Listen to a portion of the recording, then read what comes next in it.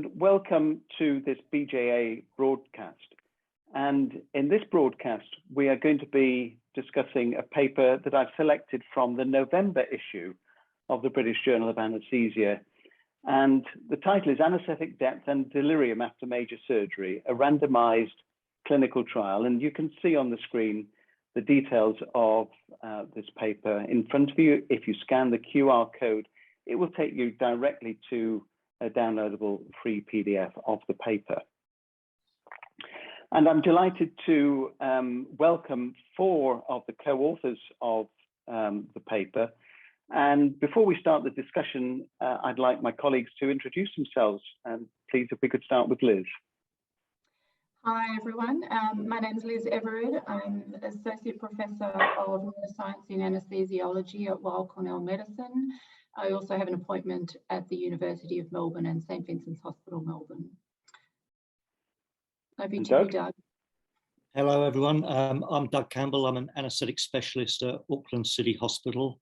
I was a co-author of this paper and also a co-investigator on the larger BALANCE study, and I've got an interest in large randomised controlled trials. Kate? Hi, I'm Kate Leslie. I'm a specialist anaesthetist and head of research at the Royal Melbourne Hospital in Australia and an honorary professor at the University of Melbourne. And Tim? Yeah, hello, I'm Timothy Short. I'm a specialist anaesthetist at Auckland City Hospital with interests in large trials and neuroanaesthesia. And I also have an honorary professorship at the University of Auckland in the Department of Anaesthesiology. Thanks. It's really great for you to be able to join me from around the world to discuss this fantastic paper. So I think first for the viewers, it'd be useful to have a little bit of a backdrop to the issue and to understand how big a problem is postoperative delirium. So the background to postoperative delirium is that it is the most common complication following anaesthesia and surgery for patients 65 years or more. It occurs in up to 50% of cardiac surgery patients and around 20 to 30% of non-cardiac surgical patients. And it has significant short and long-term poor outcomes. In the short term, it can be very distressing. It disorients patients. It's fluctuating course. Patients often end up in hospital for longer, and it can be very distressing. In the longer term, it's associated with an increased risk of morbidity, mortality, and institutionalization and progression to dementia. The major issue we have at the moment is that there is no treatment, and there are non-pharmacological strategies that have been shown to reduce or prevent delirium. And so prevention really is the primary target for relieving the long-term consequences of delirium postoperatively. Okay, so yeah, I didn't appreciate that it's the commonest major complication. That's quite interesting. So what do we know about the causes and risk factors for postoperative delirium? I guess I'll take that one again. There are a number of predisposing factors. So increasing age, subtle cognitive impairment or dementia. One of the major issues with that as a risk factor is that often older patients have subtle impairment in terms of cognition and function that isn't identified or diagnosed. So that risk factor is often overlooked. We know that patients who have had delirium before are more likely to have another episode of delirium. So there are patient vulnerabilities. So sort of poor nutrition preoperatively, lifestyle risk factors are all risk factors for an episode of postoperative delirium. And then there are precipitating factors that occur in the hospital. And they can be any number of things, including polypharmacy, intraoperative strategies, or intraoperative aspects that we are still investigating, as you would understand from this manuscript. And then post-operatively on the ward, there are issues with poor nutrition, not getting mobilised early. There are a number of factors that we know can help prevent delirium, but in terms of being in hospital, there are a lot of predisposing factors. And precipitating factors that we might be able to modify. Yeah. So do you think there's a certain age above which patients having major surgery should have their cognitive function assessed? Yes, I absolutely. From a post-operative delirium point of view, from a post-operative cognitive, perioperative neurocognitive disorders, from long-term dementia progression, everyone coming into hospital who's 65 or more should have a screening for both cognition and risk of delirium. That's a challenge.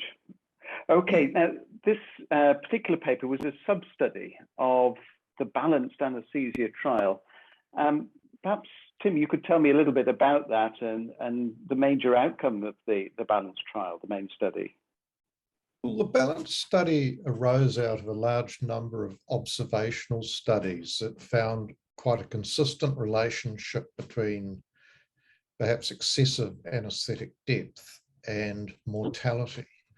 These studies were all observational, and of course, there was always a suspicion that you were self-selecting the sensitive people and that it was merely an observation. There was also a lot of problems with people perhaps not believing the BIS number. It's the first commercially available depth monitor, and that's been consistently controversial ever since and possibly challenged people's constructs of what anaesthesia really is. And we realised as a trials group that the only way to answer this question was to do a big randomised study, that the controversy was never going to go away. And we proposed a 6,500 patient study with patients randomised to 2 levels of anaesthetic depth. That was the easy part. Nevertheless, a very large number of people came along and helped us, and I must contribute to 2 of my fellows who are here today, Doug and Kate. It was a massive undertaking, the study. It was very expensive. And I found that people all over the world came out of the woodwork and helped make it happen, irrespective of their beliefs. And it'd be fair to say the skeptics joined along with the true believers. 5 years later, we had a result, which I think is also possibly controversial. And we found that there was no difference in 1-year mortality between patients randomized to a BIS of 50 and patients randomized to a BIS of 35.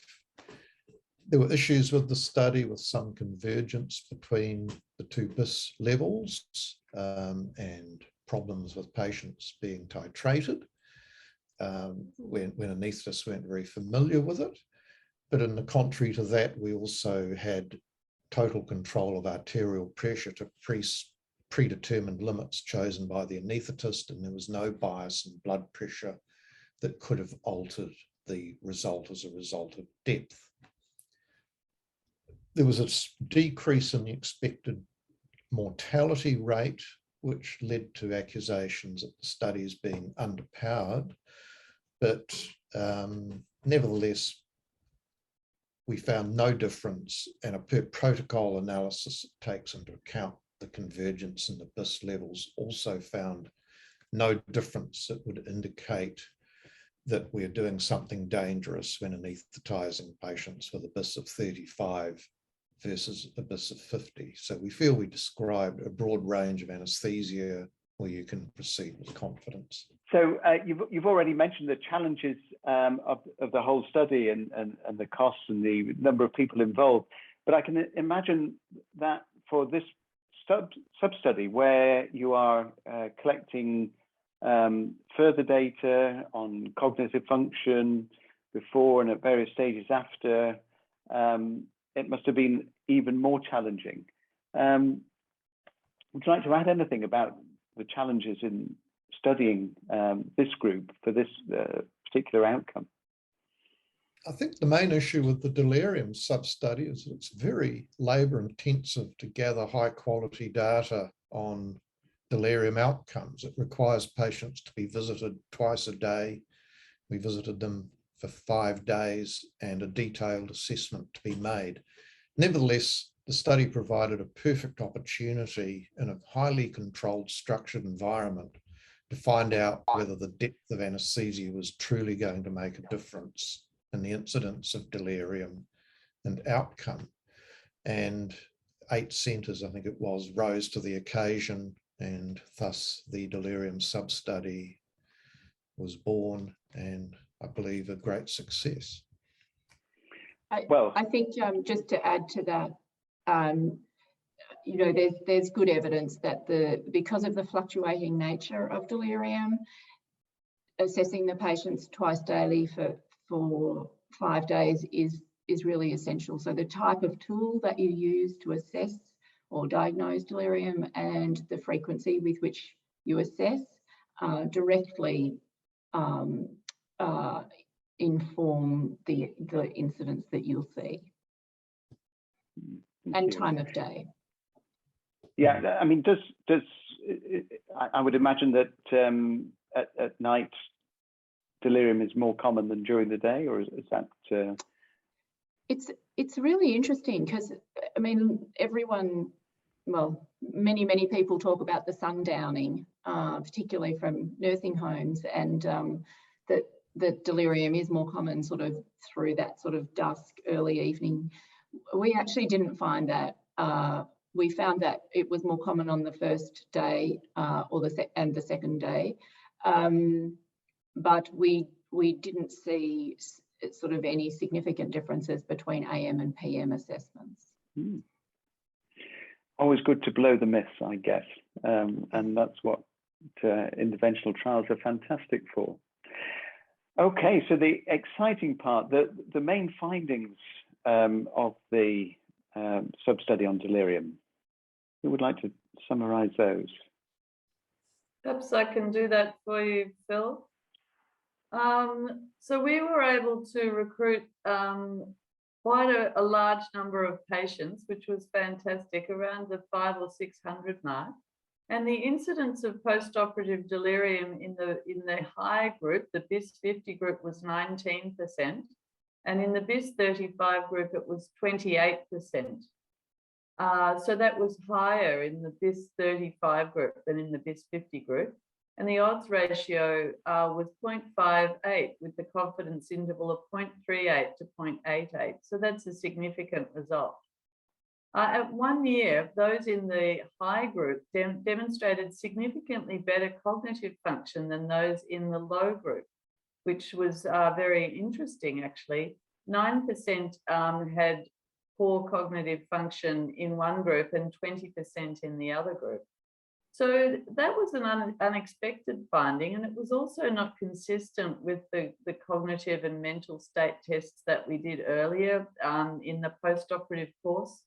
And so we think that finding is hypothesis generating. We're not exactly sure how to explain that. I'm not sure if Liz Everard can explain it any better now we've thought about it for a bit longer, but it's an intriguing finding. That's something that we do earlier in the postoperative period is reflected a year later. Finally, delirium was associated with poor outcomes in our patients, and that confirmed previous studies lots of previous studies that showed that delirium is a dangerous event for elderly patients and something that we wish to avoid. I just would add to that, Kate, with respect to it, as you said, that interesting finding of not having a difference in the early post-op and then seeing a difference in the 1 year findings with cognitive function. There's some interesting work. Jane Sazinski and Sharon Anui have both published on delirium in the short and long term with regard to cognition. And there seems to be this this strange sort of period in the post-op where patients sort of very short term, they experience delirium, then they improve, and then they dip again at 1 and 3 years, excuse me, in those studies. So I don't know if that's what we've seen, the same sort of scenario, but it's certainly not, it's not the first time that sort of profile has been observed. I certainly concur with what Kate says, that it does seem absolutely fascinating that potentially an intervention for an intraoperative period can have such a profound effect at 1 year down the line, which I hope should make us all think very carefully about what we're doing, especially when we anaesthetize vulnerable patients. Were there any other findings that surprised you? Not really. I think so. Liz, were you surprised by anything? No, I was just going to say that I think we confirmed, as Kate said, the findings of so many previous papers with regard to the short-term poor outcomes for delirium, patients who have an episode of delirium. They had, increased unintended ICU admission. Their in-hospital profile was quite different to the patients who didn't experience delirium, and that's confirmatory of previous studies. Yeah, and I know this wasn't designed as a cost analysis, but it's inevitable that a profile of complications such as that is going to add a significant amount to the hospital costs for those patients, isn't it? Yeah. We weren't surprised by our primary results either. You know, there's quite a strong pathophysiologic rationale for a relationship between deep anaesthesia and delirium, involving immunosuppression, inflammation, effects of deep anaesthesia on the EEG with the production of burst suppression. And those things, are powerfully connected to the possibility of delirium. So, that wasn't a surprise to us. It was a surprise to others, and we might get to that later on in our podcast. Absolutely. So, so I'd like to add that for me, one of the important outcomes was this 2-day increase in hospital stay in patients that suffered delirium. I always imagined a little bit of drug-induced delirium because you're a little bit deep, shouldn't matter that much, but very plainly that it did. And there's a very, very strong economic issue there with 2 days longer stay if it's preventable.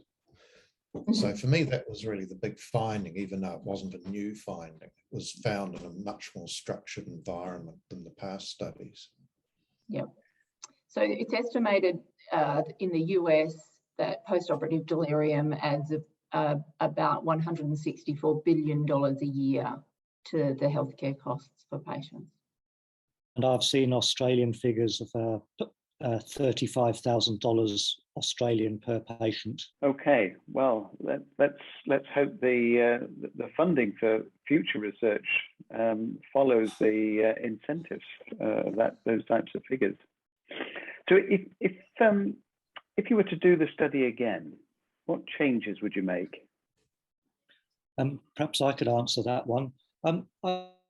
I think since the original BALANCE study was conceived, I think the practice of anaesthesia has changed somewhat, and there's two specific areas. When we conceived of the original study, Tiva propofol was a small proportion of the total number of anaesthetics that were delivered, and that is clearly a changing practice now. And it remains an interesting question whether propofol anaesthesia might have the same effects. And so if we were to do this again, I think including both vapor-based and propofol-based anaesthesia would be interesting from a scientific point of view and make any future findings more generalizable. I think also since the trial was first conceived, bispectral index was very much the market leader and there was a large research basis. But I think many more devices are being used now and there are legitimate concerns that are directed towards the bispectral index and possibly because of its wide utility and the wide publication, but there are legitimate concerns. So I think including other processed EEG devices to assist dose titration would be, again, legitimate scientific interest and also allowing generalizability of any future results. And the third thing is, I think one of the things that the sites in the balanced delirium sub-study should be commended for was their ability to titrate very effectively to the BIS target. The sites in the balanced delirium sub-study were better at targeting than the overall study in balanced.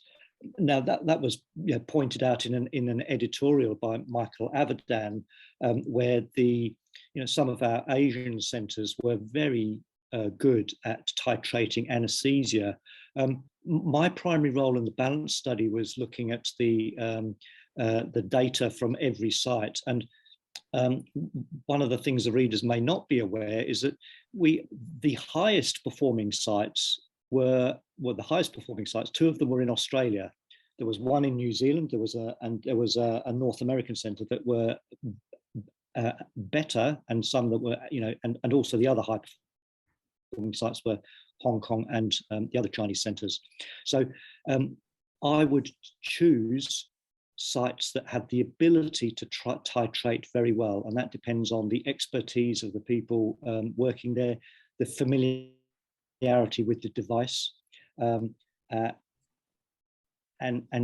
because I do believe that it's separating the index process EEG value and the subsequent dose is key to demonstrating these findings. Yes, you mentioned the editorial accompanying your paper and the comment that the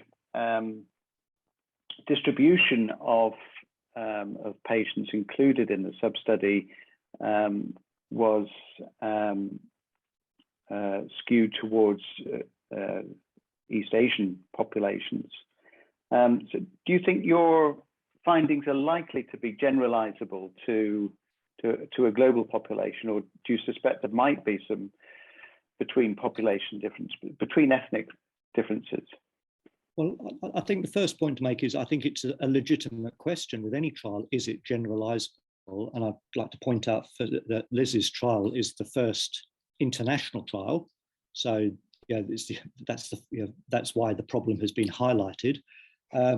My experience with the balance trial would suggest that there is not any major differences between international populations by geography or by ethnicity. But I think that is a legitimate question for future research. But I do not have as many concerns as Michael Avedon expressed in the editorial. So but I clearly the value of multi-center trials is to sort of test which populations it's going to work in, and we hope it's going to work in all populations. Okay, thanks, Doug. So we've got a potential factor here in terms of the depth of anaesthesia for a risk factor for delirium. Do you think there are other potential anaesthesia factors involved in postoperative delirium that we might investigate in the future? Shall I kick off that one? Well, I think there's we are talking about depth of anaesthesia, and there's a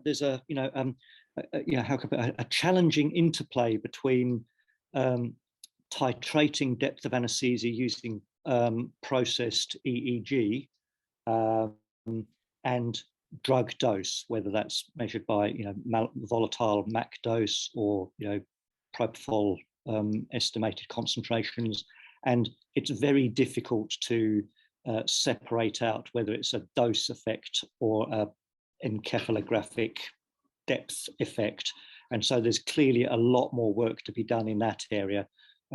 In terms of different doses of different drugs, we concentrated on volatile anesthesia, and as I've already mentioned, I think the effects of propofol anesthesia is a legitimate question. And the other area that is, providing some prominence is that there have been studies looking at dexmedetomidine and the use of that drug in its ability to reduce delirium.